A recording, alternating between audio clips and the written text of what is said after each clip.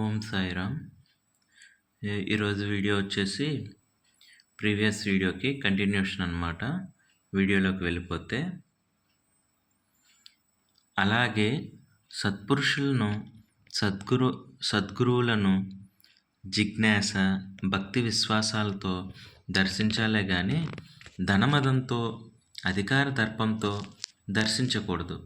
ఈ సత్యాన్ని చాటే సంఘటన ఒకసారి జరిగింది. ఒకరోజు ప్రొద్దుటే బాబా అనవసరంగా ఆవేశపడిపోతూ ఒక మదాంధుడు నన్ను చూడాలని వస్తున్నాడు. అందరిలానే కాళ్ళు చేతులు వంటి అవయవాలున్నాయి. నన్ను చూసేదేమిటి, చూడక్కర్లేదు అనరిచారు. బాబా ఎందుకలా ఆవేశపడ్డారో, ఎవరిని ఉద్దేశించి అలా అరిచారో అక్కడున్న భక్తులకు అర్థం కాలేదు. కాసేపటి తర్వాత రెవెన్యూ కమిషనర్ కర్టిస్, ఆయన భార్య, ఆ జిల్లా కలెక్టర్ మాక్నేల్ షిరిడీ వచ్చారు. బాబా కీర్తి ప్రతిష్టలు విని ఆ ఆంగ్లేయ అధికారులు బాబా మహిమలు చూడాలని వచ్చారు. బాబా సమక్షంలో తమ అధికార దర్పాన్ని చూపించుకోవాలని వచ్చారు.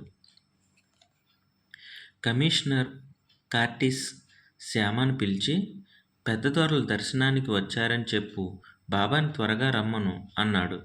శ్యామ అతడి వైపు ఎగాదిగా చూసి, ఎవరి ఆజ్ఞలకి బాబా లొంగరు.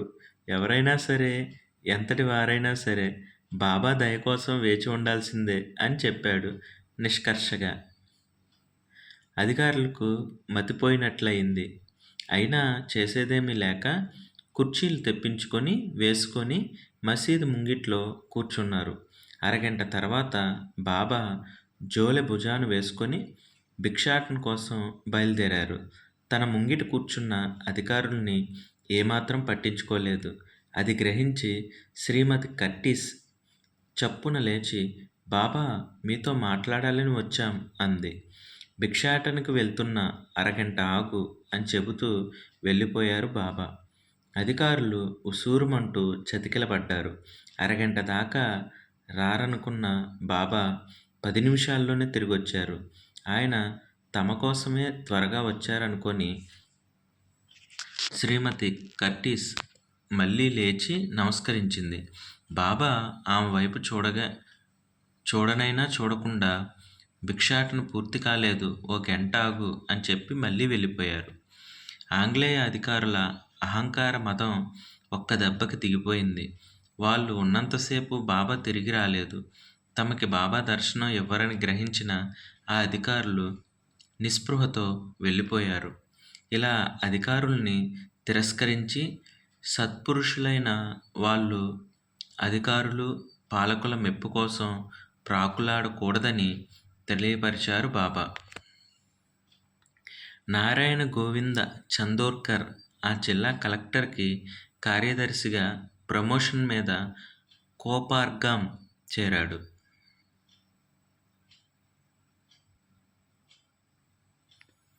షిరిడీ గ్రామ కారణమైన అప్పా కులకర్ణి జమాబందీ కోసం జిల్లా కేంద్రమైన కోపర్గం వెళ్ళడానికి బాబా అనుమతి కోరాడు. బాబా తలూపి, నానా సాహెబ్ని నేను రమ్మన్నానని చెప్పు అన్నారు. నానాసాహెబ్ అంటే ఎవరో అప్పా కులకర్ణికి తెలియదు. అయినా ఆ వివరాలు బాబాని అడగడానికి ధైర్యం చాలక కోపర్గం వెళ్ళి జమాబందీలో పాల్గొన్నాడు. జమాబందీలో ఉన్నన్నాళ్ళు అక్కడున్న పరిచయస్తుల్ని, కనిపించిన వాళ్ళని నానాసాహెబ్ అంటే ఎవరు అని అడగసాగాడు. ఎవరికి వాళ్ళు ఏమో తెలియదు, ఆ పేరు గల వాళ్ళెవరూ ఇక్కడ లేరు అని చెప్పసాగారు. అలాంటి అనిశ్చిత పరిస్థితుల్ని ఎదుర్కొన్న అప్ప, అయ్యో బాబా, చెప్పిన పని చేయలేకపోయానేనని లోలోపల మదనపడసాగాడు. జమాబందీ చివరి రోజున కలెక్టర్ కార్యదర్శి నారాయణ గోవింద చందోర్కర్ తన గదికి అప్పాని పిలిపించి, నా గురించి అందర్నీ అడుగుతున్నావట, నాతో ఏం పని అని అడిగాడు. నేను అడుగుతున్నది మీ గురించి కాదు, నానాసాహెబ్ గారి గురించి అని అప్పా చెప్తుంటే చందోర్కర్ మధ్యలో కలుగజేసుకొని, ఆ నానాసాహెబ్ని నేనే.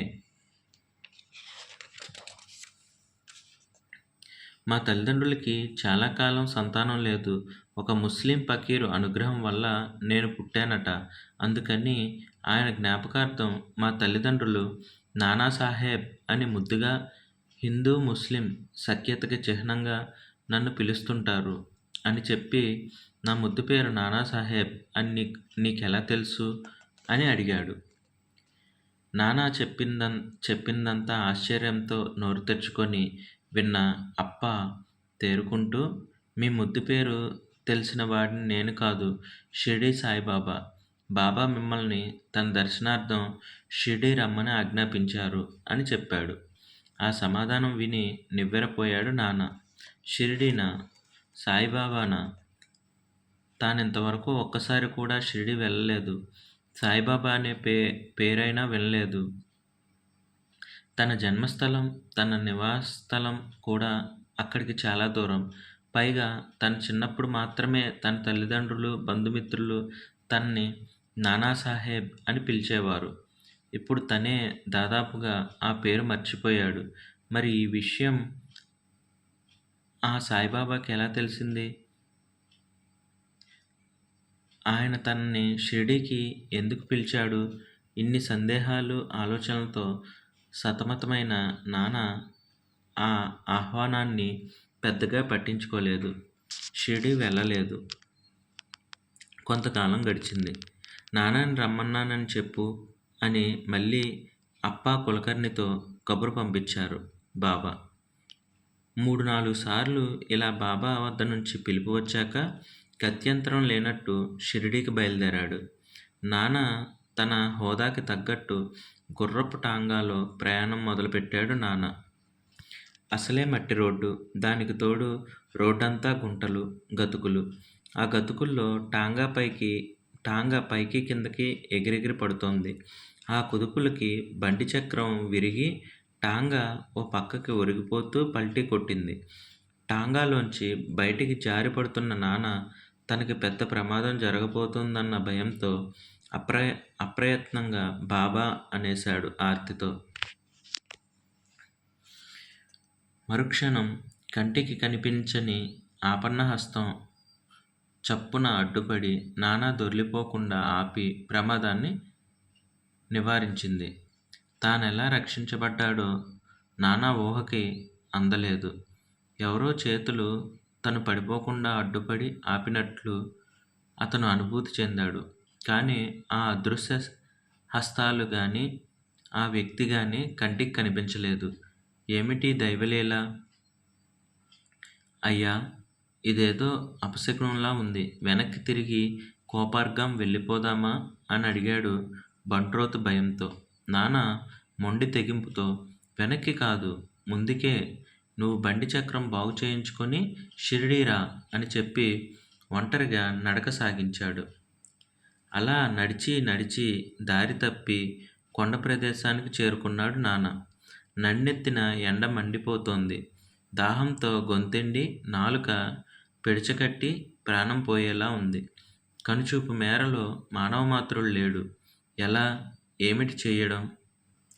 బాబా, నీ పిలుపు నమ్మి నీ దర్శనం కోసం బయలుదేరితే నాకు ఇలాంటి పరిస్థితి కల్పిస్తావా అని వాపోయాడు నాన్న, దాహంతో నీరసంతో మైకం కమ్ముతుంటే.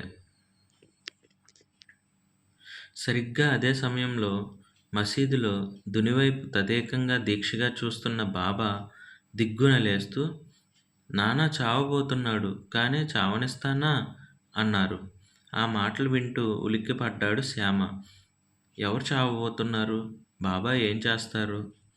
అక్కడ మైకం ముంచుకొచ్చిన నాన్నకి అయ్యా అయ్యా పిలుపు వినిపించింది. నాన్న బలవంతంగా కనురెప్పలు విప్పి చూశాడు. ఎవరో కోయవాడు కనిపించాడు. క్షణక్రితం. నరసంచారం కనిపించని ఆ చోట ఆ కోయవాడు ఎలా ప్రత్యక్షమయ్యాడు? అయ్యా, ఆ బండి క్రింద నీటి ఊట ఉంది, దాహం తీర్చుకోండి.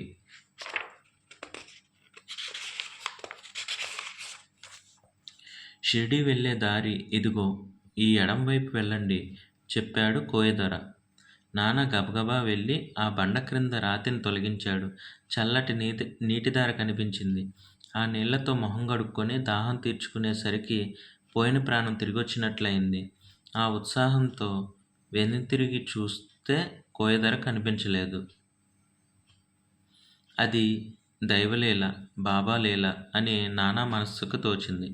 అతను బాబా నామస్మరణ చేస్తూ సులభంగా త్వరగా షిరిడీ చేరుకున్నాడు. మసీదు మెట్లెక్కి బాబాను దర్శించగానే, రా నాన్నా రా, మనది జన్మజన్మల సంబంధం. నువ్వు ఎక్కడున్నా, ఎలాంటి ప్రమాదంలో ఉన్నా నిన్ను కాపాడుకుంటా, అది నా ధర్మం అన్నారు బాబా. ఆ మాటలకి శ్యామ విస్తుపోతూ, బాబా, ఇందాక నువ్వు అన్నావే నాన్న చావనున్నాడు, చావనిస్తానా అని, ఆ నాన్న వీరేనా అని అడిగాడు. ఆ మాటలు విని ఉలిక్కిపడ్డాడు నాన్న. ఇందాక తనను కాపాడిన అదృశ్య హస్తాలు కోయదొర ఈ బాబాయేనా?